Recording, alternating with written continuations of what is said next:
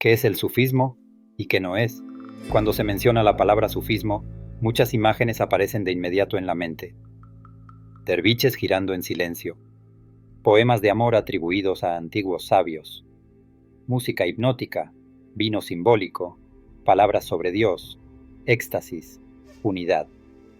Para algunos, el sufismo parece algo exótico, para otros, algo peligroso, para muchos más, algo bello, pero lejano. Y, sin embargo, el sufismo no nació para ser admirado desde fuera, nació para ser vivido desde dentro.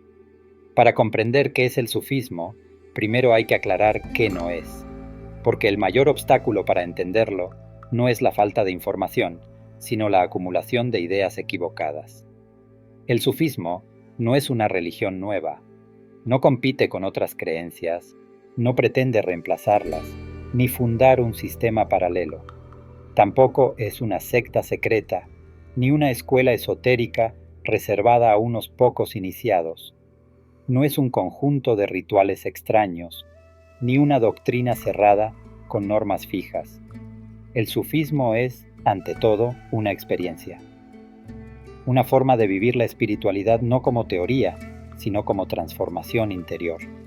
En su origen, el sufismo surge dentro del Islam, sí, pero no como una rama dogmática, sino como una respuesta al riesgo que toda religión corre con el paso del tiempo, volverse forma sin fondo, norma sin vida, palabra sin verdad interior.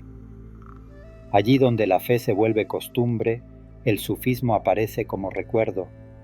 Allí donde la ley se vuelve rígida, el sufismo se convierte en fuego. Allí donde la religión se queda en la superficie, el sufismo desciende al corazón. Por eso, reducir el sufismo a una religión sería no entenderlo. El sufismo no se define por lo que se cree, sino por lo que se vive.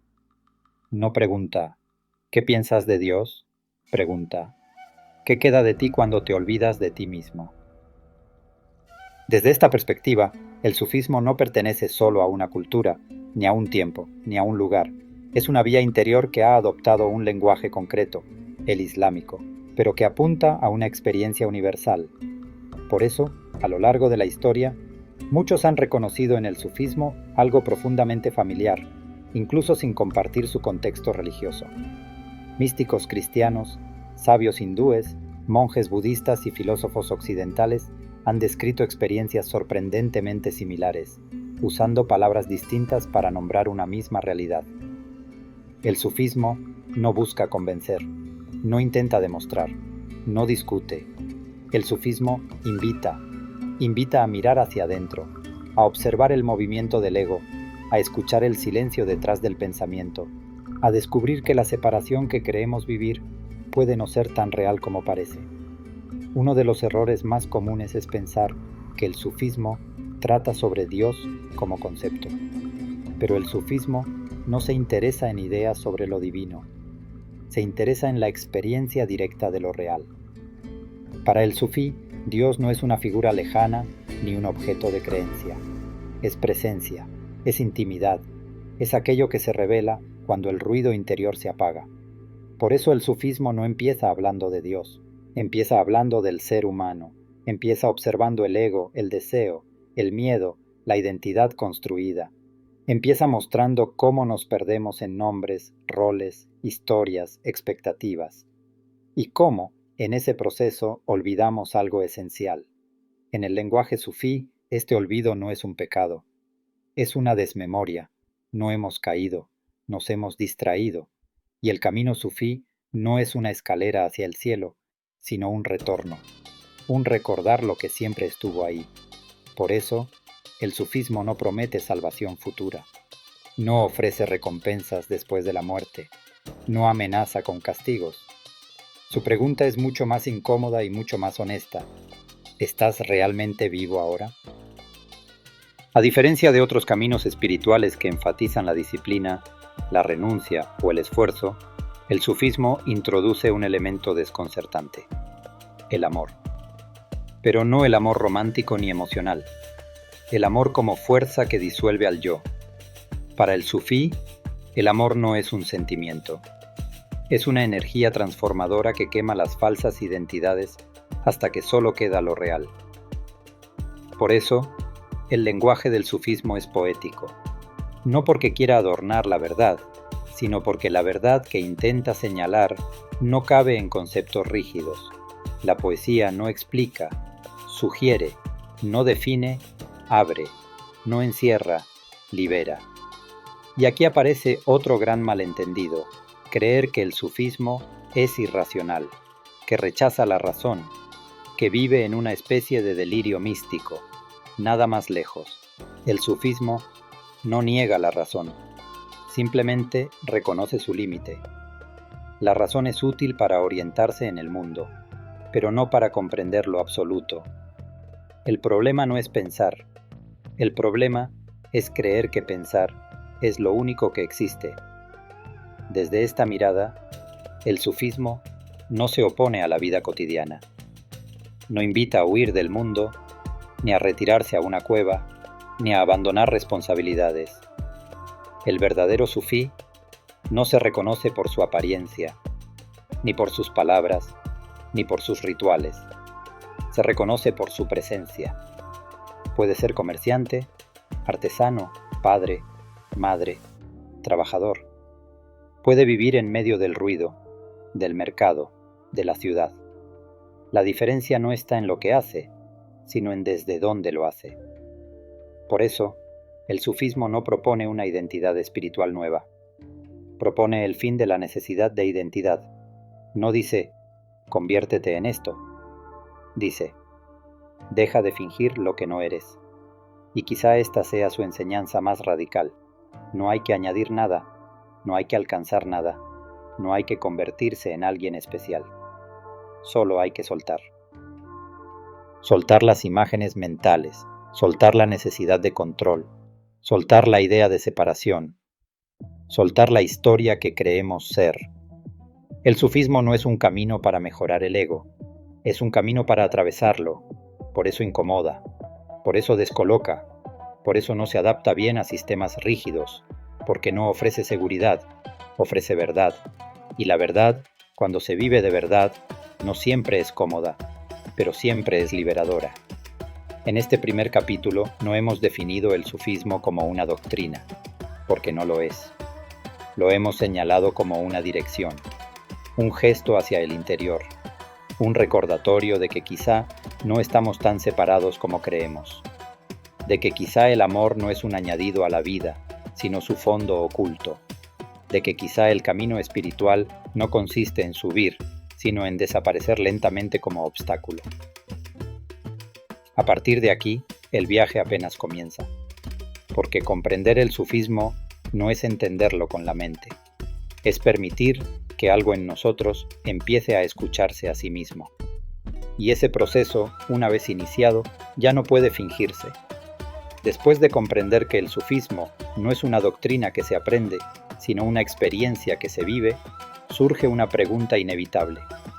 Si no es una religión nueva, si no es una escuela cerrada, si no se define por dogmas ni normas fijas, ¿de dónde surge entonces el sufismo?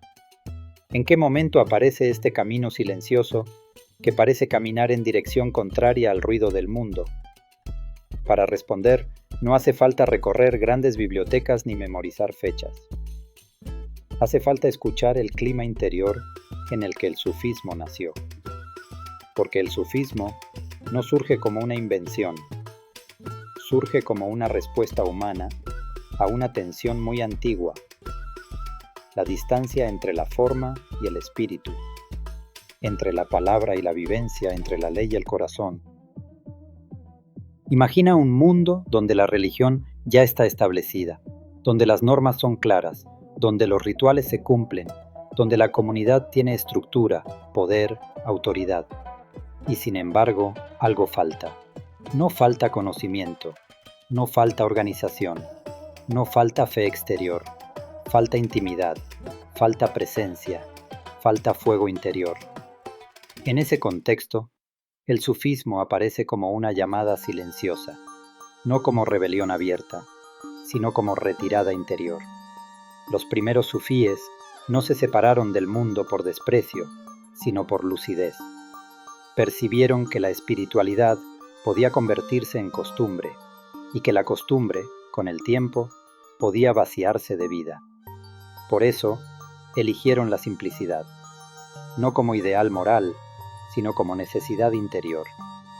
Vestían con austeridad no para demostrar virtud, sino para no distraerse. Vivían con lo esencial no por rechazo del mundo, sino para escuchar mejor.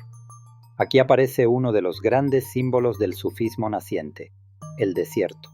El desierto no es solo un lugar geográfico, es un estado interior.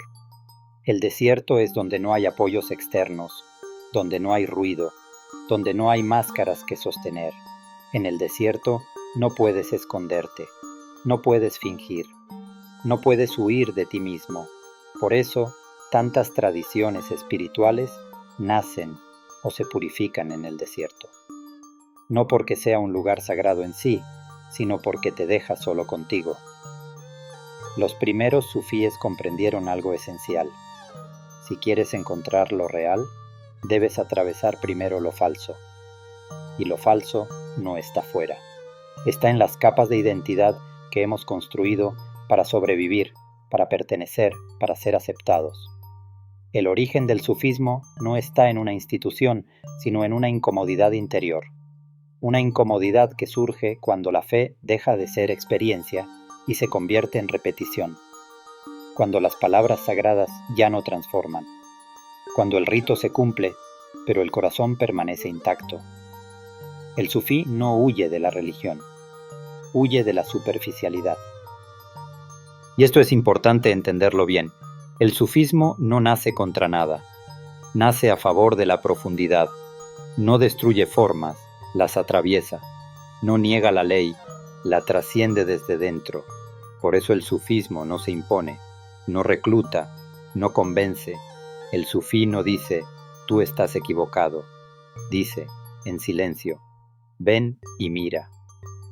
Con el tiempo, esta actitud interior fue tomando forma, no como sistema, sino como transmisión viva, maestro a discípulo, corazón a corazón, presencia a presencia. No se trataba de enseñar ideas nuevas, sino de despertar una sensibilidad. El origen del sufismo es oral, experiencial, directo. No se funda en libros, aunque luego haya poesía, relatos y símbolos. Se funda en la observación del ser humano. Los primeros sufíes miraban al ser humano y veían algo claro. El sufrimiento no nace solo de las circunstancias, sino del apego a una identidad rígida, a una imagen fija de quién creemos ser. Por eso, desde el inicio, el sufismo pone el foco no en el mundo exterior, sino en el movimiento interior. No pregunta, ¿qué debes hacer? Pregunta, ¿desde dónde actúas? Esta diferencia parece pequeña, pero cambia todo, porque alguien puede hacer lo correcto desde el miedo, desde el orgullo, desde la necesidad de aprobación, y alguien puede hacer lo mismo desde la presencia, desde la entrega, desde el amor. El acto es idéntico, el estado interior no. El origen del sufismo es, en ese sentido, profundamente humano. No surge para crear santos, sino para recordar la humanidad profunda que ya existe. Por eso el sufismo nunca se sintió cómodo con el poder, ni con el prestigio, ni con la autoridad impuesta. No porque los rechazara moralmente, sino porque sabía que el poder exterior suele reforzar el ego interior. Y el ego, como veremos más adelante, es el principal velo entre el ser humano y lo real. Los primeros sufíes eligieron la invisibilidad, no como huida, sino como protección. Protección frente a la tentación de creerse especiales. Protección frente al deseo de ser vistos como sabios. Protección frente a la espiritualidad convertida en identidad. Aquí aparece otro elemento clave del origen sufí, la humildad radical. No una humildad fingida, sino una comprensión profunda de algo incómodo, que el yo que creemos ser no es tan sólido como pensamos, que muchas de nuestras certezas son defensas, que muchas de nuestras virtudes son máscaras refinadas. El sufismo nace cuando alguien se atreve a mirar eso sin huir. Por eso su origen no es espectacular. No hay grandes proclamaciones. No hay fundadores carismáticos que se autoproclamen iluminados. Hay seres humanos silenciosos que viven de forma tan simple y tan presente que su sola existencia transforma a quienes se acercan. El sufismo no se expande por propaganda, sino por resonancia. Quien está cerca de alguien verdaderamente presente, lo siente. No necesita explicación. Así, poco a poco, el sufismo se va transmitiendo como un fuego discreto. No quema, ilumina, no arrasa, aclara, y aunque con el tiempo adopte símbolos, poesía, música y formas visibles, su origen permanece intacto, una búsqueda interior honesta, una búsqueda que no intenta escapar del mundo, sino habitarlo sin perderse, una búsqueda que no busca acumular méritos espirituales, sino disolver los obstáculos que impiden amar. El sufismo nace del reconocimiento de una paradoja profunda. El ser humano busca lo que ya es, pero lo busca fuera. Busca a Dios, pero no se encuentra consigo. Busca sentido, pero huye del silencio. Busca amor, pero se protege del abandono. El origen del sufismo es ese momento en el que alguien se detiene y se atreve a no huir más, no huir del vacío, no huir del no saber, no huir del silencio, porque solo ahí, en ese espacio sin apoyos, algo auténtico puede comenzar a revelarse. El desierto, entonces, deja de ser un lugar externo, se convierte en una disposición interior. El sufí no necesita estar solo físicamente, puede vivir en medio del mundo y aún así habitar el desierto interior, un lugar sin máscaras, sin adornos, sin pretensiones. Desde ese lugar nace el verdadero camino, no como una subida heroica, sino como un despojo, no como conquista, sino como rendición. Este es el suelo sobre el que el sufismo se levanta, no una doctrina, no una institución, no un sistema, sino una fidelidad radical a la experiencia viva. En el próximo capítulo, ese desierto interior empezará a revelarse con más claridad, porque el sufismo no se queda en el contexto ni en el origen, desciende aún más profundo, hacia el lugar donde todo comienza de verdad, el corazón. Si el sufismo nace en el desierto interior, como vimos en el capítulo anterior, ese desierto no es un vacío estéril, no es ausencia, es espacio, un espacio donde algo nuevo puede comenzar a percibirse. Cuando el ruido exterior se atenúa, cuando las identidades empiezan a aflojar, cuando la vida deja de ser una sucesión de gestos automáticos, surge una pregunta silenciosa, casi incómoda. ¿Desde dónde conozco realmente la vida? La mayoría de nosotros respondería sin pensarlo, desde la mente. Pensamos que conocer es analizar, comparar, clasificar, nombrar. Pensamos que entender es acumular ideas, construir teorías, explicar causas. El sufismo no niega este tipo de conocimiento, pero afirma algo más profundo y más inquietante. La mente no es el centro del conocer. Para el sufismo, el verdadero órgano de conocimiento no es la mente, es el corazón. No el corazón físico ni el corazón emocional en el sentido superficial, sino el corazón como centro de conciencia, como lugar donde la vida se percibe sin fragmentarse. En la tradición sufí, el corazón, qalb, no es un símbolo poético, es una realidad interior.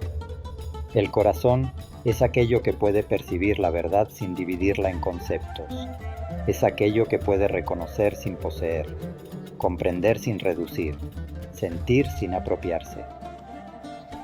Desde esta perspectiva, la mente es útil, pero secundaria. Sirve para moverse en el mundo, para resolver problemas prácticos, para orientarse en lo relativo, pero cuando intenta comprender lo absoluto, fracasa, no porque sea defectuosa, sino porque no fue hecha para eso.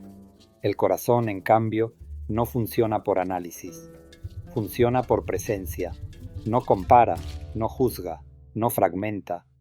El corazón conoce por contacto directo. Y aquí aparece una de las ideas más radicales del sufismo. Conocer es recordar. No aprender algo nuevo, sino recordar algo esencial que siempre estuvo ahí, pero quedó cubierto por capas de ruido, miedo e identidad. Por eso el sufismo no habla de iluminación como adquisición, sino como desvelamiento. No se trata de añadir luz, sino de retirar los velos.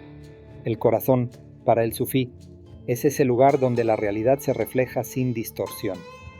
Pero ese reflejo solo es posible cuando el corazón está limpio, y aquí limpio no significa moralmente puro, sino despejado.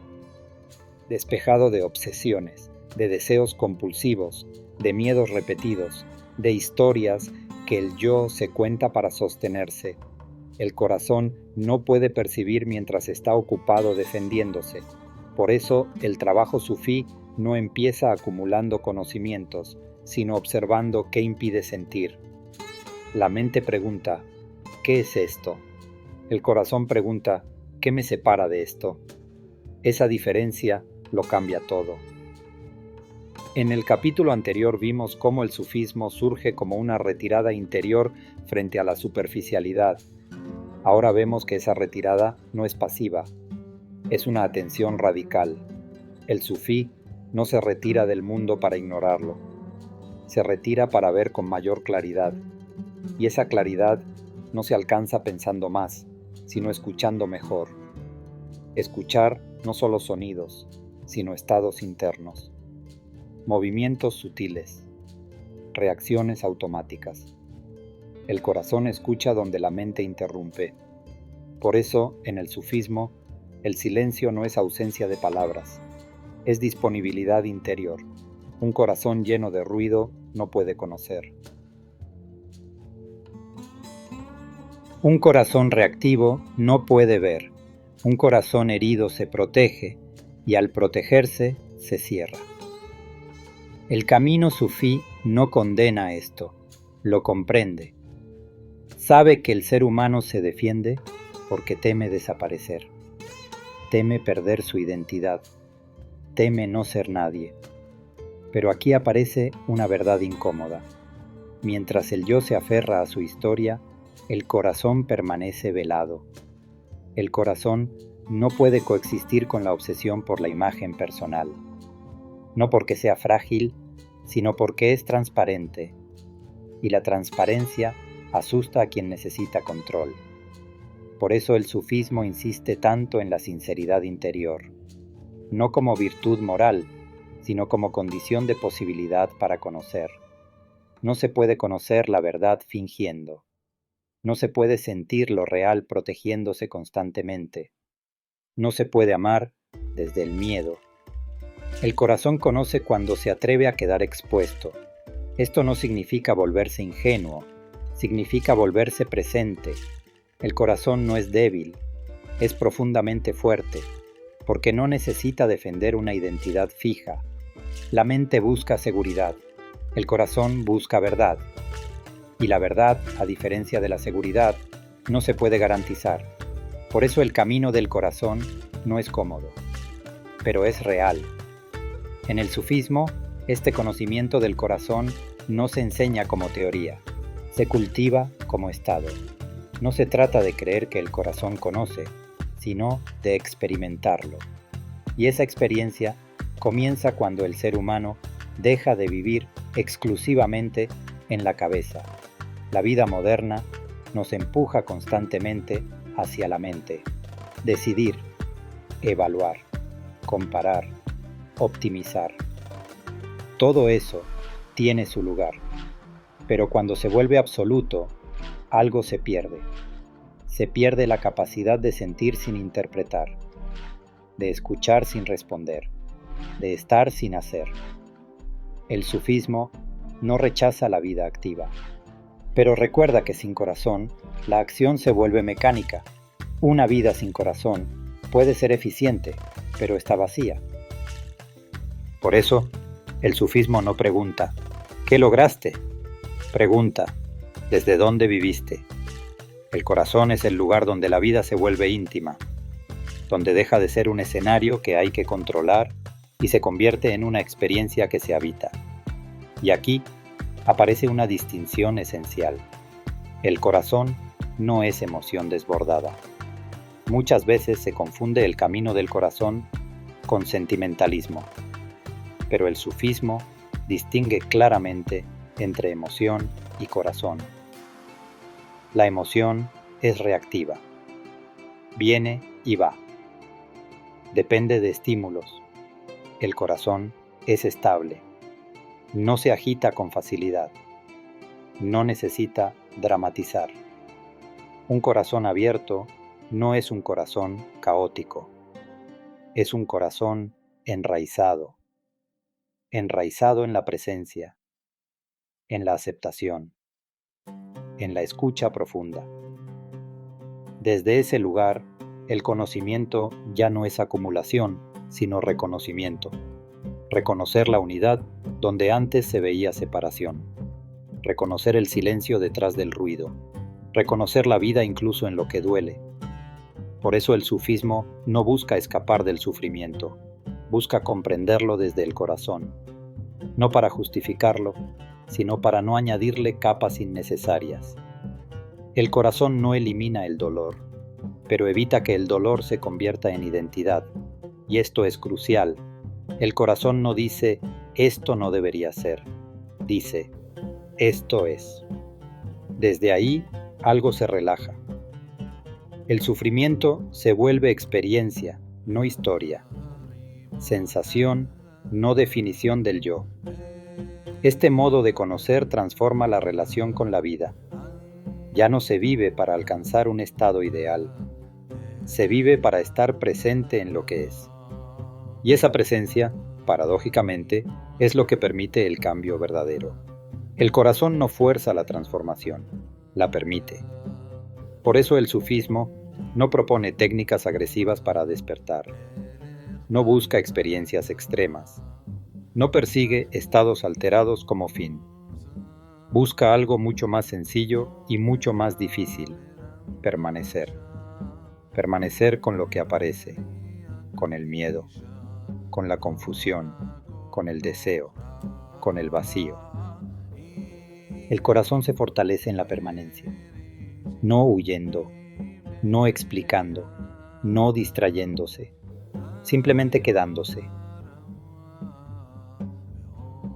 Este es el punto donde el camino del sufismo se vuelve íntimo. Ya no hablamos de origen, ya no hablamos de contexto, hablamos de ti, de tu capacidad de estar presente contigo mismo sin huir. El corazón no se abre con ideas, se abre con honestidad. Honestidad para ver lo que hay, para aceptar lo que duele, para reconocer lo que se teme. Y aquí aparece una verdad silenciosa. El corazón ya sabe.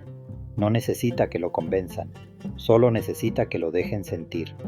En los próximos capítulos, este conocimiento del corazón nos llevará a un territorio aún más desafiante, porque cuando el corazón empieza a ver con claridad, algo inevitable ocurre. El ego comienza a sentirse amenazado, y ese encuentro entre el corazón que despierta y el yo que se defiende marca uno de los momentos más decisivos del camino sufí. Pero antes de llegar ahí, era necesario comprender esto, que el conocimiento más profundo no se piensa, no se explica, no se posee. Se habita, y su morada es el corazón. Cuando el corazón comienza a ver, algo inevitable ocurre, no como castigo, no como error, sino como consecuencia natural. Aquello que antes organizaba la vida empieza a perder solidez. El sufismo llama a eso el encuentro con el ego, no como un enemigo externo, sino como una estructura interna que empieza a sentirse amenazada. El ego no aparece cuando el corazón duerme, el ego aparece cuando el corazón despierta. Mientras vivimos identificados con pensamientos, roles y hábitos, el ego opera en silencio. No necesita defenderse, porque no se siente cuestionado. Pero cuando la presencia se profundiza, cuando el corazón empieza a percibir con claridad, el ego se activa, no porque sea malo, sino porque su función es proteger una identidad. Para el sufismo, el ego no es un demonio que deba ser destruido, es una construcción, un conjunto de mecanismos aprendidos para sobrevivir, para pertenecer, para ser alguien. El problema no es que exista, el problema es creer que eso es lo que somos. El ego se alimenta de historias. Historias sobre el pasado, historias sobre el futuro, historias sobre quién deberíamos ser. Necesita continuidad, necesita control, necesita sentirse separado para existir. El corazón, en cambio, no necesita sostener una imagen, no necesita definirse, no necesita proyectarse. Por eso, cuando el corazón empieza a ocupar su lugar, el ego se inquieta. En el lenguaje sufí, este momento se describe con una frase desconcertante: morir antes de morir. No se trata de muerte física, se trata de algo más sutil y más radical. La muerte de la identificación con el yo construido. Morir antes de morir significa dejar de vivir como si la historia personal fuera la realidad última. Significa soltar la necesidad de ser alguien definido. Significa permitir que la identidad se vuelva permeable.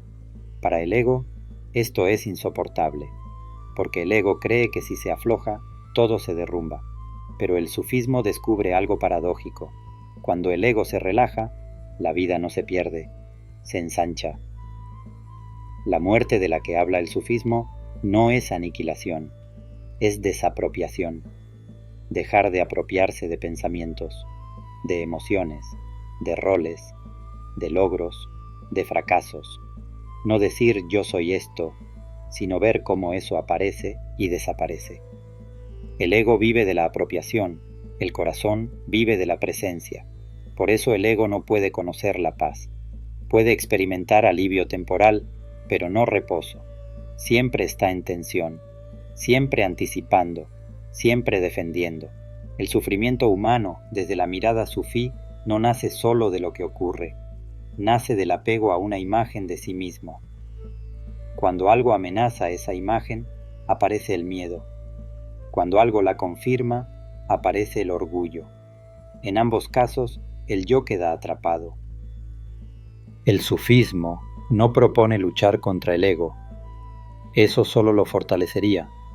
Propone verlo, ver cómo se activa, ver cómo reacciona, ver cómo interpreta, verlo sin odio, sin culpa, sin juicio, porque el ego se disuelve cuando es visto con claridad.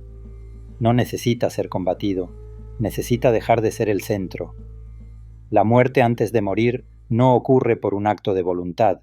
No se puede decidir, ahora voy a dejar el ego. Eso sería el ego disfrazado de espiritualidad. La muerte ocurre cuando la atención deja de alimentarlo, cuando el corazón permanece presente incluso en medio de la incomodidad, porque el ego no teme desaparecer, teme no ser necesario. Y cuando el ser humano descubre que puede vivir sin aferrarse a una identidad rígida, algo se afloja profundamente. Aquí es donde muchos caminos espirituales se vuelven confusos. Intentan mejorar el ego, refinarlo, espiritualizarlo. El sufismo es implacable en este punto. No hay ego iluminado. Hay ego o hay presencia. No pueden ocupar el centro al mismo tiempo. Esto no significa que la personalidad desaparezca. No significa que la vida se vuelva plana o indiferente. Significa que la personalidad deja de ser una prisión. Se vuelve una herramienta, no una identidad. El sufí sigue teniendo nombre, historia, carácter, pero ya no se confunde con eso. La muerte antes de morir es el momento en que el ser humano deja de vivir para sostener su imagen. Y esto da miedo, porque la imagen da seguridad, da referencia, da límites, pero también limita. El ego promete protección, pero cobra un precio alto, la pérdida de libertad interior. Por eso el sufismo no glorifica el sufrimiento, pero tampoco huye de él. Sabe que el sufrimiento aparece con más fuerza cuando el ego se siente acorralado. El ego sufre cuando no controla, cuando no entiende, cuando no puede anticipar. El corazón, en cambio, puede habitar el no saber, puede quedarse en la incertidumbre sin colapsar.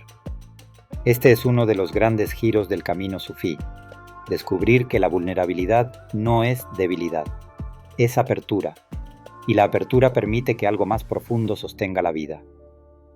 La muerte, antes de morir, no ocurre de golpe, no es una experiencia única, es un proceso, pequeñas muertes cotidianas, pequeñas renuncias a tener razón, pequeñas caídas de la imagen.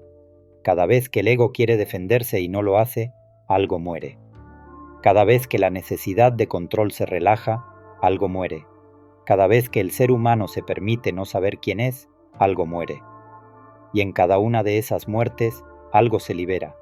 No es una liberación espectacular, es silenciosa, se manifiesta como espacio interior, como ligereza, como una relación distinta con el dolor. El ego sufre porque cree que todo le concierne. El corazón descansa porque sabe que la vida no gira en torno a él. Morir antes de morir es descubrir que no somos el centro del universo. Y paradójicamente eso trae alivio. No hay que sostenerlo todo. No hay que cargar con todo. No hay que entenderlo todo. La vida puede vivirse sin ese peso. Este punto es crucial en el sufismo, porque prepara el terreno para algo aún más profundo. Cuando el ego deja de ocupar el centro, aparece un vacío. Y ese vacío asusta, pero el sufismo no huye de ese vacío. Lo reconoce como umbral, no como ausencia, sino como espacio donde algo más puede manifestarse. Ese algo no se nombra aún, no se define todavía. Por ahora, solo se percibe como silencio, como amplitud, como descanso. El ego dirá, me estoy perdiendo. El corazón sabrá, me estoy soltando. Esta diferencia marca todo el camino. En el próximo capítulo, ese vacío comenzará a revelarse de una forma inesperada, no como frialdad, no como desapego seco, sino como algo que el sufismo coloca en el centro de su experiencia más profunda, el amor, no como emoción, sino como fuerza que termina de disolver lo que aún se aferra. Pero antes de llegar ahí, era necesario atravesar este punto sin engaños, porque sin la muerte del ego, el amor se convierte en posesión. Y el sufismo no habla de amar algo, habla de desaparecer en el amor. Después de la muerte del ego, queda un espacio, no vacío como ausencia, sino vacío como apertura. Un espacio donde ya no hay una identidad rígida que defender, ni una imagen que sostener, ni una historia que repetir. En ese espacio, algo comienza a revelarse. El sufismo llama a eso amor, pero no el amor que la mayoría conoce, no el amor como emoción pasajera, no el amor como apego, ni como necesidad, ni como intercambio. El amor del que habla el sufismo no nace del yo, nace cuando el yo deja de ocupar el centro. Por eso, en el sufismo, el amor no es un sentimiento que se tenga, es una fuerza que ocurre, una fuerza que atraviesa al ser humano cuando deja de resistirse. El ego ama para poseer, el corazón ama para disolverse. Esta diferencia es fundamental. El amor egoico necesita un objeto, necesita condiciones, necesita garantías. Ama mientras es correspondido, mientras se siente seguro, mientras no amenaza su identidad. El amor sufí no funciona así. No busca ser devuelto, no exige reciprocidad, no pregunta qué obtendrá a cambio. porque no ama a algo, ama desde algo más profundo.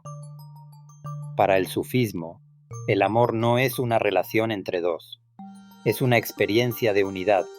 Por eso los textos sufíes hablan del amante y lo amado como si fueran dos, solo para descubrir, más adelante, que nunca lo fueron. El amor aparece cuando la separación empieza a deshacerse. Y aquí ocurre algo desconcertante para la mente moderna. El amor no tranquiliza al ego, lo desestabiliza, porque amar de verdad implica perder el control, implica exponerse, implica no saber. Por eso el amor en el sufismo no es dulce ni cómodo, es abrasador. Quema las últimas defensas del yo, consume las identidades más refinadas, deshace incluso la idea de yo soy espiritual. El sufí no busca el amor para sentirse bien. Acepta el amor aún cuando duele, porque sabe que el dolor del amor no es castigo, es purificación. No purificación moral, sino purificación de la ilusión de separación. Por eso el lenguaje del sufismo se vuelve poético cuando habla de amor. No porque quiera embellecer la experiencia, sino porque la experiencia desborda el lenguaje conceptual. El amor no se puede explicar, solo se puede señalar. Y lo que señala el sufismo es radical. El amor no une a dos seres separados. Revela que la separación nunca fue real. Por eso el amor, en este camino, no se dirige solo a personas, se dirige a la vida misma, a lo que es, a lo que aparece, incluso a lo que duele. El sufí aprende a amar no solo lo agradable, sino lo real. Y eso requiere un grado de rendición que el ego no puede comprender. El amor sufí no dice, te amo porque... Dice, amo porque no puedo no amar. Porque cuando la resistencia cae, el amor no es una elección, es una consecuencia natural. No nace de la voluntad, nace del reconocimiento. Reconocer la vida en todo, reconocer la presencia incluso en la ausencia, reconocer lo sagrado incluso en lo ordinario. Aquí el sufismo se distancia claramente de otros caminos más ascéticos. No propone negar el mundo, propone amarlo sin poseerlo, no propone retirarse de la experiencia, propone atravesarla con el corazón abierto. El amor no elimina el dolor, pero transforma la relación con él. El dolor ya no es enemigo, es mensajero, no para explicar, sino para profundizar. En el amor sufí, incluso el sufrimiento puede convertirse en maestro, no porque se glorifique, sino porque deja de ser rechazado. El rechazo endurece, el amor ablanda, y en ese ablandamiento algo esencial se revela. El sufismo no enseña a amar mejor, enseña a dejar de impedir el amor, porque el amor ya está ahí.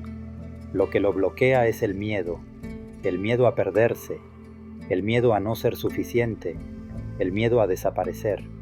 Pero después de la muerte del ego, ese miedo pierde fuerza, no porque desaparezca del todo, sino porque deja de mandar, y entonces el amor puede hacer su trabajo, no construir, no añadir, sino disolver las fronteras internas, disolver la idea de mi vida frente a la vida, disolver la separación entre lo sagrado y lo profano.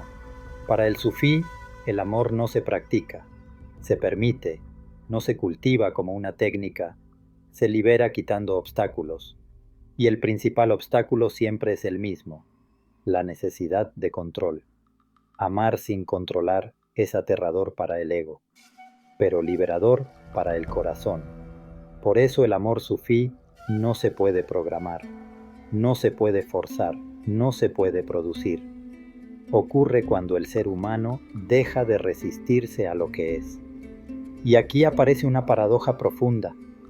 El amor verdadero no te hace sentir especial, te hace sentir parte de algo más grande, parte del movimiento de la vida, parte de una unidad que no necesita nombre. Por eso el sufismo habla de embriaguez, de pérdida de sí, de locura sagrada. No porque el amor quite lucidez, sino porque la lucidez sin ego parece locura para quien vive desde la separación. El amor sufí no eleva al yo, lo atraviesa, no lo adorna, lo deshace, y en ese deshacerse, la vida se vuelve íntima. No hay necesidad de buscar sentido, el sentido se siente. No hay necesidad de creer, la presencia basta. El amor no promete estabilidad emocional, promete verdad. Y la verdad, cuando se vive desde el corazón, no siempre tranquiliza, pero siempre libera. Este capítulo marca un punto decisivo en el camino, porque después del amor, nada puede volver a ser vivido desde la distancia. La vida ya no es algo que se observa, es algo que se habita, y cuando el amor ha hecho su trabajo, aparece una nueva forma de lenguaje, un lenguaje simbólico, indirecto, poético, porque hay experiencias que ya no pueden decirse de forma literal. En el próximo capítulo, el sufismo expresará ese amor a través de símbolos, el vino, la música, la danza, el silencio, no como ornamentos culturales, sino como intentos humanos de señalar lo que, en el fondo, no puede ser explicado, solo vivido. Cuando el amor deja de ser una idea y se convierte en experiencia, el lenguaje habitual empieza a quedarse corto. Las palabras comunes ya no alcanzan. Los conceptos se vuelven torpes. Las explicaciones, insuficientes. No porque falte claridad, sino porque sobra profundidad. El sufismo lo sabe desde el inicio. Por eso, cuando el camino avanza más allá del ego y del amor entendido como emoción, aparece un nuevo modo de expresión, el símbolo. El símbolo no explica, sugiere, no define, invita, no encierra, abre. En el sufismo, los símbolos no son adornos culturales ni metáforas literarias elegidas al azar. Son puentes entre la experiencia interior y el mundo visible. Intentos humanos de decir lo indecible.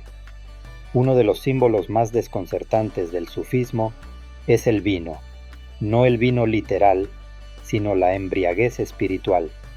El vino sufí no se bebe con el cuerpo, se bebe con el corazón. Simboliza el estado en el que el yo pierde su rigidez, donde el control se afloja, donde la identidad se vuelve permeable.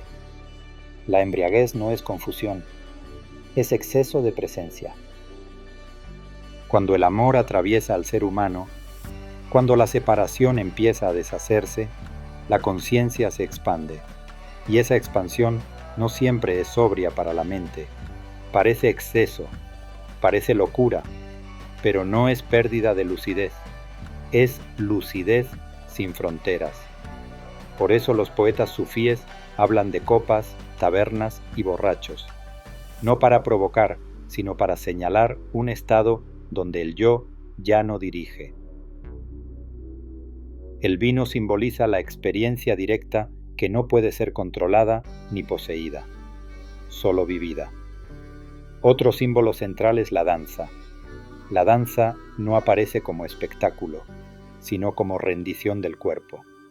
Cuando el ego se relaja, el cuerpo deja de ser instrumento de control y se convierte en expresión. La danza sufí no busca belleza externa, busca alineación interior, girar, moverse, repetirse, no para impresionar, sino para perder el centro personal y permitir que algo más amplio se manifieste.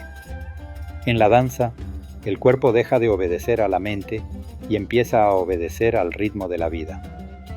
No es el bailarín quien danza, es la danza la que ocurre.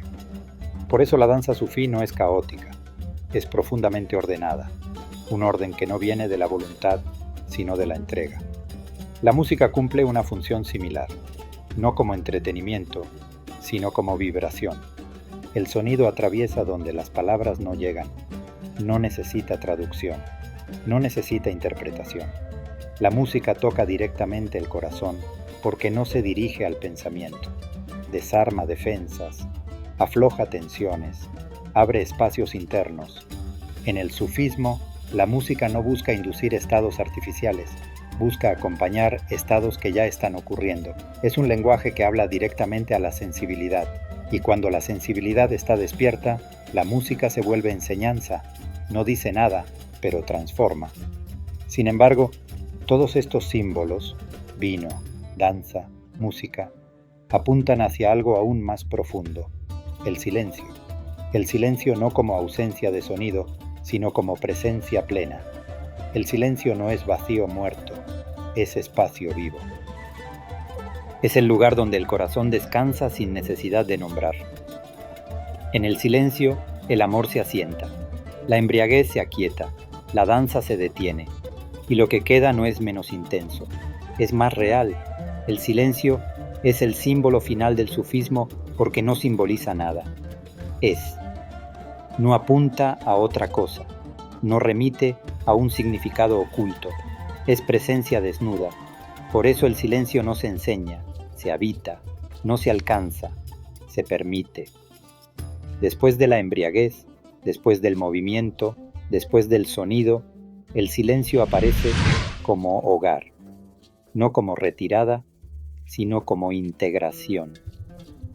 Aquí el sufismo muestra su madurez, no se queda en la experiencia intensa, no persigue estados, deja que todo repose, porque el objetivo nunca fue la emoción, ni el éxtasis, ni la expresión simbólica. El objetivo siempre fue la unidad, y la unidad no necesita espectáculo. En el silencio ya no hay buscador ni búsqueda, no hay amante ni amado, no hay camino ni meta, solo presencia. Este lenguaje simbólico no pretende ser comprendido intelectualmente, pretende ser resonado. No hay que analizar el símbolo, hay que sentir hacia dónde apunta. El símbolo es una flecha, no el destino. Por eso el sufismo no se queda atrapado en sus formas, no idolatra la danza, no absolutiza la música, no glorifica la embriaguez, sabe que toda forma es provisional. Lo que importa es lo que despierta, y cuando despierta ya no necesita forma. Este capítulo marca un tránsito importante, del amor vivido a la expresión del amor, y finalmente al silencio que lo contiene todo. En el próximo capítulo, ese silencio se abrirá a una comprensión aún más amplia, porque cuando las formas se disuelven, cuando el yo ya no ocupa el centro, algo se revela con claridad radical, que no hay dos, que nunca los hubo, que la separación era solo una forma de mirar, y que lo que llamamos realidad es en el fondo una unidad viva que se reconoce a sí misma. Cuando el ruido se apaga, cuando el símbolo ya no necesita expresarse, cuando incluso el silencio deja de sentirse como una experiencia especial, algo se vuelve evidente, no como una idea nueva, sino como una claridad antigua. El sufismo llama a esto unidad, no como concepto filosófico, no como creencia que se adopta, sino como una forma de ver que no divide.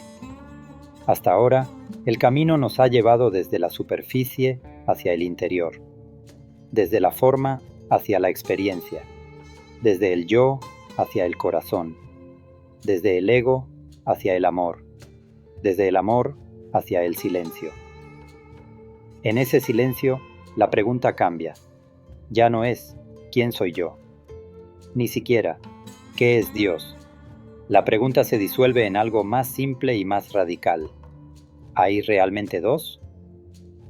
La mente está acostumbrada a pensar en términos de separación.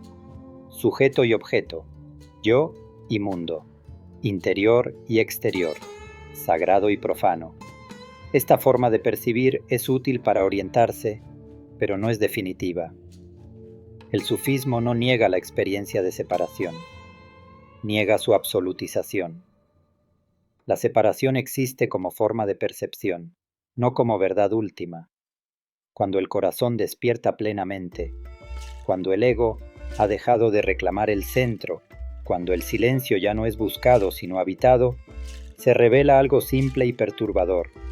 La separación era un modo de mirar, no una realidad en sí.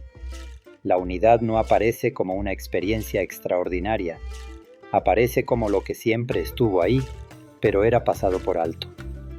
No hay fuegos artificiales, no hay revelaciones dramáticas, hay reconocimiento. Reconocer que la vida no está ahí fuera. Reconocer que la conciencia no es un observador aislado.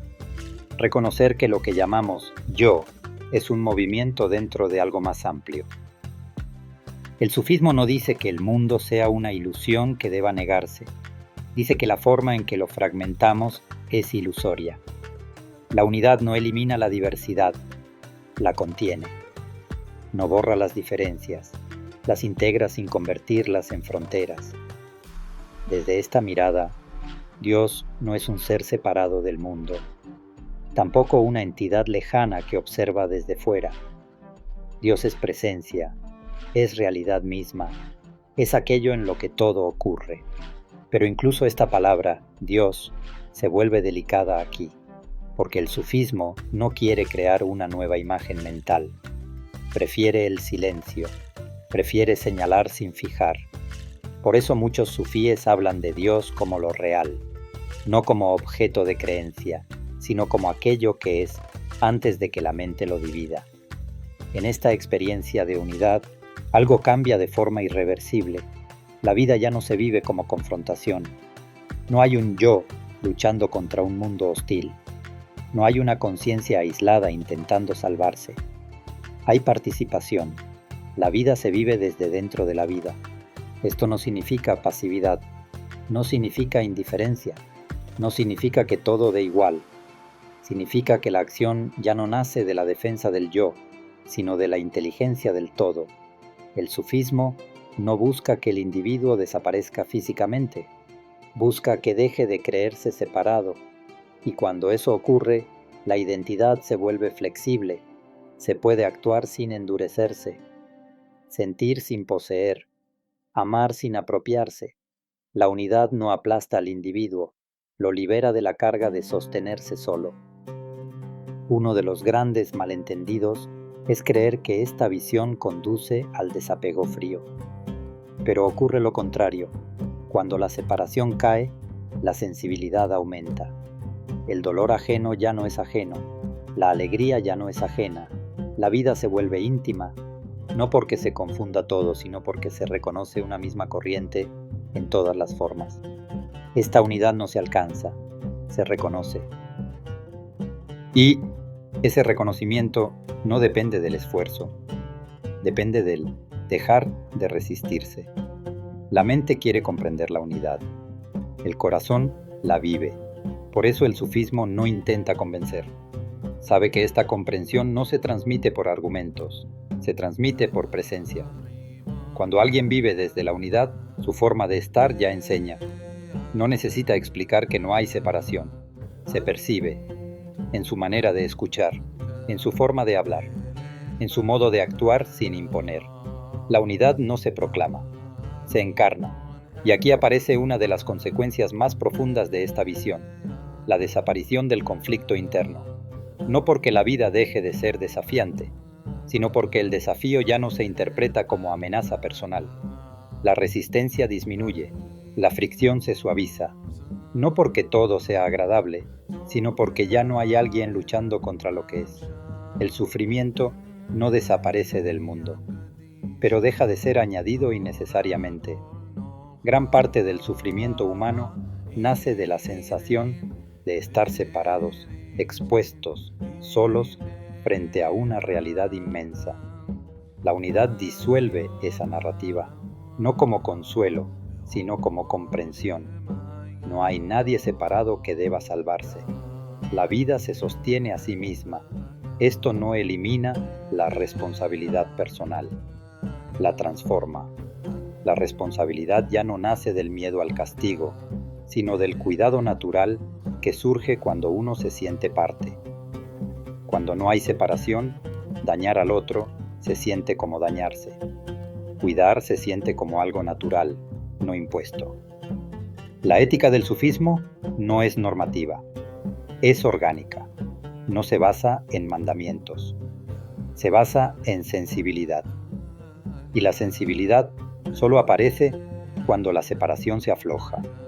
Esta unidad no convierte al mundo en algo sagrado separado de lo cotidiano. Hace lo contrario, vuelve cotidiano lo sagrado.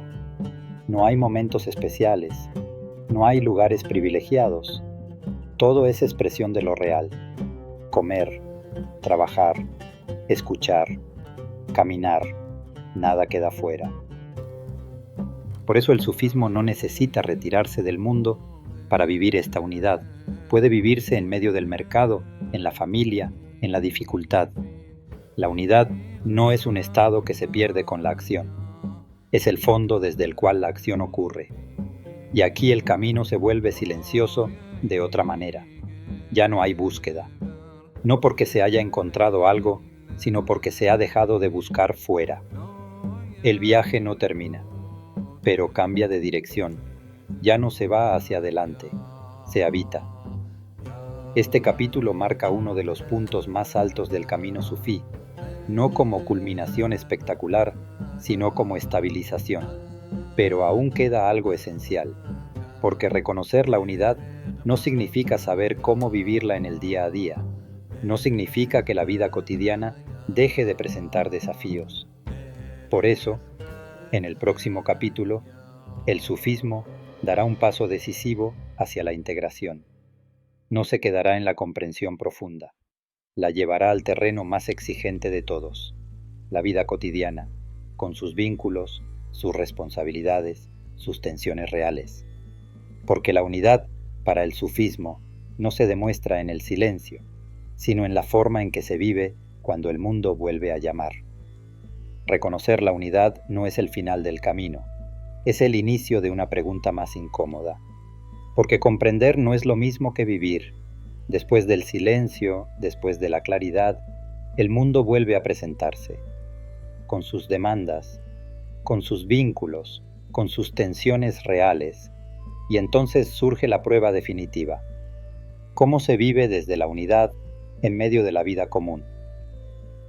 El sufismo no propone una espiritualidad de retiro permanente, no idealiza la huida, no glorifica el aislamiento. Sabe que una comprensión que no puede vivirse en lo cotidiano no está completa. La vida diaria no es un obstáculo para el camino sufí, es el lugar donde se verifica. No hay que abandonar el mundo para vivir desde el corazón. Hay que aprender a habitarlo sin perderse. Esto exige una transformación sutil, no de circunstancias, sino de relación. La misma situación puede vivirse desde el ego o desde la presencia. La diferencia no está en lo que ocurre, sino en desde dónde ocurre. El ego vive la vida cotidiana como amenaza o como oportunidad de afirmación. Busca reconocimiento, busca control, busca seguridad. La unidad vivida transforma ese impulso, no elimina el deseo de actuar, pero cambia su raíz. La acción ya no nace del miedo a perderse, sino del cuidado natural que surge cuando no hay separación. En la vida diaria, esto se traduce en algo muy concreto: presencia. No presencia forzada, no atención tensa, sino una forma de estar que no huye, estar con lo que hay, con la conversación, con la tarea, con el cansancio, sin dramatizar, sin escapar mentalmente, sin convertir cada experiencia en una historia personal. La vida cotidiana está llena de pequeños desencadenantes del ego. Críticas, desacuerdos, frustraciones, expectativas no cumplidas. Desde la unidad, estos desencadenantes siguen apareciendo, pero ya no gobiernan, no porque se repriman, sino porque se reconocen. El sufí no niega la emoción, la atraviesa, no reacciona automáticamente, escucha primero, y ese espacio entre estímulo y respuesta lo cambia todo. No es indiferencia, es discernimiento. La vida cotidiana exige decisiones, responsabilidades, límites. El sufismo no disuelve eso, lo vuelve más claro. Decidir ya no es una lucha interna constante, es una respuesta ajustada a lo que la situación pide. A veces es decir sí, a veces es decir no, a veces es esperar, a veces es actuar con firmeza. La unidad no convierte a la persona en alguien pasivo, la vuelve disponible a escuchar la inteligencia de la situación, no solo sus propias preferencias. Uno de los mayores malentendidos es creer que vivir desde la unidad elimina el conflicto. No lo elimina. Lo despersonaliza. El conflicto deja de ser una guerra contra el yo y se convierte en un fenómeno que puede ser atendido. Esto reduce el desgaste interior. Gran parte del cansancio humano no viene de lo que se hace, sino de la resistencia interna con la que se hace. Resistirse a lo que ocurre, resistirse a lo que se siente, resistirse a no ser como se esperaba. La unidad no elimina el esfuerzo, pero elimina la fricción innecesaria. En la vida cotidiana, esto se siente como sobriedad interior, no euforia permanente, no entusiasmo artificial, sino una estabilidad silenciosa, una capacidad de atravesar días buenos y días difíciles sin perder el eje. El sufismo no promete felicidad constante, promete coherencia entre lo que se comprende y lo que se vive. Esto se refleja especialmente en los vínculos. En la relación con otros, el ego busca confirmación o defensa. La unidad busca encuentro, no para fusionarse, sino para relacionarse sin máscaras. Esto no significa tolerarlo todo. Significa responder desde claridad, no desde herida. Decir la verdad sin agresión. Poner límites sin cerrar el corazón. Escuchar sin desaparecer. La vida cotidiana se vuelve entonces un campo de práctica constante. No como disciplina rígida, sino como oportunidad. Cada encuentro es una ocasión para ver si la unidad se mantiene o si el yo vuelve a tomar el control. Y cuando el yo reaparece, no hay fracaso, hay aprendizaje. El sufismo no mide el camino por estados ideales, sino por la honestidad con la que se reconoce lo que ocurre. Volver al ego no es retroceder, es parte del proceso. Lo importante no es no caer, sino no identificarse con la caída. La unidad no es un estado fijo que se posee, es una orientación, una forma de recordar hacia dónde mirar cuando la vida aprieta. En la práctica cotidiana, esto se manifiesta como simplicidad, menos dramatización, menos necesidad de explicación, menos ruido mental. No porque la vida se vuelva simple, sino porque la relación con ella se simplifica, el sufrimiento innecesario disminuye. No desaparecen los problemas, pero desaparece la sensación de estar solo frente a ellos. La vida ya no es un enemigo que vencer, ni un premio que conquistar, es un proceso que se acompaña. Desde esta perspectiva, el trabajo, el cuidado, la acción social no son distracciones del camino espiritual, son formas del camino. El sufismo no separa lo sagrado de lo cotidiano, lo integra. No hay actos espirituales y actos profanos, hay actos conscientes y actos mecánicos. La diferencia no está en lo que se hace, sino en la calidad de presencia con la que se hace. Por eso el sufí no necesita demostrar nada, no necesita parecer espiritual, no necesita defender una identidad elevada. Vive de forma ordinaria, pero desde un lugar distinto, un lugar donde la vida no se reduce a una historia personal, sino que se reconoce como algo más amplio que se expresa a través de él. Este capítulo es esencial porque evita una trampa común, quedarse en la comprensión profunda sin saber cómo vivirla. El sufismo no se satisface con entender, exige encarnación, y esa encarnación no ocurre en momentos especiales, sino en lo repetitivo, en lo sencillo, en lo que parece insignificante. Ahí se revela si la unidad es real o solo una idea bella. En el próximo y último capítulo, el camino se cerrará de una forma particular, no con conclusiones definitivas, no con promesas, sino con una mirada hacia el presente. Porque el sufismo no termina en una enseñanza, ni en un estado alcanzado. Termina, y comienza, en una forma de estar en el mundo que ya no necesita justificarse.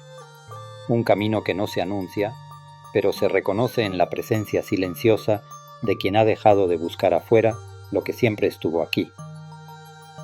Después de todo el recorrido, podría parecer que el camino llega a su fin, que hay algo que cerrar, que hay una enseñanza final que resumir. Pero el sufismo no funciona así. No culmina en una conclusión. Culmina en una forma de estar. El verdadero final del camino no es una respuesta, sino un cambio silencioso en la manera de habitar la vida. Después de atravesar el desierto interior, de escuchar el corazón, de soltar el ego, de permitir el amor, de reconocer la unidad y de llevar todo eso a la vida cotidiana, queda algo simple, no espectacular, no grandioso. Queda presencia. El sufismo no pretende crear buscadores perpetuos. No necesita que alguien se defina como sufí.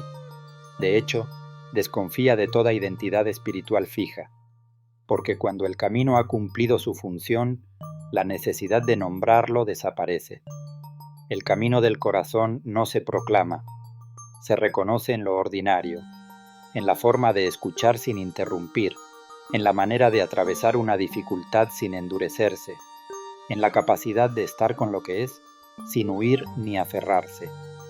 Hoy, en un mundo saturado de información espiritual, el sufismo ofrece algo radicalmente sencillo: no añadir nada, no más conceptos, no más técnicas, no más promesas de transformación futura, solo una invitación constante a volver. Volver al cuerpo, volver al silencio, volver a la presencia que ya está aquí antes de cualquier búsqueda. El camino del corazón hoy no exige retirarse del mundo, exige retirarse de la dispersión. No pide fe ciega, pide honestidad. No pide creer en algo nuevo, pide ver con claridad lo que ya ocurre. El sufismo no compite con otras tradiciones, no busca reemplazar caminos, no se presenta como superior, funciona como un recordatorio transversal. Cualquier camino pierde sentido cuando se aleja de la experiencia viva. Por eso el sufismo puede dialogar con otras corrientes, pero no se disuelve en ellas. Mantiene su núcleo intacto, la fidelidad al corazón. Hoy, el mayor desafío no es la falta de espiritualidad, sino su exceso superficial. Ideas acumuladas, identidades espirituales refinadas, búsquedas constantes que no descansan. El sufismo señala, con suavidad pero con firmeza, que buscar sin parar puede ser otra forma de huir. Huir del silencio, huir de la vulnerabilidad, huir del no saber. El camino del corazón no promete respuestas para todo, promete algo más honesto, la capacidad de vivir sin ellas, no porque no importen, sino porque dejan de ser necesarias para estar en paz. El sufismo no elimina la pregunta, la vuelve habitable. Y cuando la pregunta se habita, pierde su urgencia. Uno de los gestos más profundos del sufismo es este: no convertir la experiencia en sistema, no codificar lo vivido, no cristalizar la comprensión. Sabe que toda fijación termina siendo un nuevo velo. Por eso el sufismo insiste tanto en el presente, no como consigna, sino como realidad. El presente no es un concepto, es el único lugar donde el corazón puede estar. No hay que sostenerlo, no hay que alcanzarlo, siempre está ocurriendo. El camino del corazón hoy se manifiesta en pequeñas cosas, en cómo se responde a una crítica, en cómo se atraviesa el cansancio, en cómo se acompaña a alguien sin intentar cambiarlo. No necesita grandes gestos, necesita coherencia silenciosa. una coherencia que no se exhibe, pero se siente. El sufismo no deja discípulos, deja personas más presentes, no deja seguidores, deja seres humanos menos fragmentados, y eso es suficiente. No hay una meta final que alcanzar, no hay un estado permanente que sostener. La vida seguirá siendo incierta, seguirá habiendo dolor, pérdida, confusión. La diferencia no está en lo que ocurre, sino en cómo se atraviesa. Desde el ego, la vida es una carga que hay que soportar. Desde el corazón, la vida es una experiencia que se acompaña. El camino del corazón no elimina la fragilidad, la humaniza, permite ser frágil sin colapsar, sentir sin perderse, vivir sin endurecerse. Y quizá esta sea la enseñanza más profunda del sufismo para nuestro tiempo. No hay que convertirse en alguien distinto, sino dejar de alejarse de lo que ya somos. No hay que subir a ningún lugar elevado, hay que descender a la experiencia inmediata, no hay que alcanzar la unidad. Hay que dejar de resistirse a ella. El camino no termina aquí, pero tampoco continúa como antes. Se vuelve invisible, se manifiesta en la forma de caminar, de hablar, de callar, y eso es todo. El sufismo no pide ser seguido, pide ser vivido, y cuando se vive ya no necesita nombre.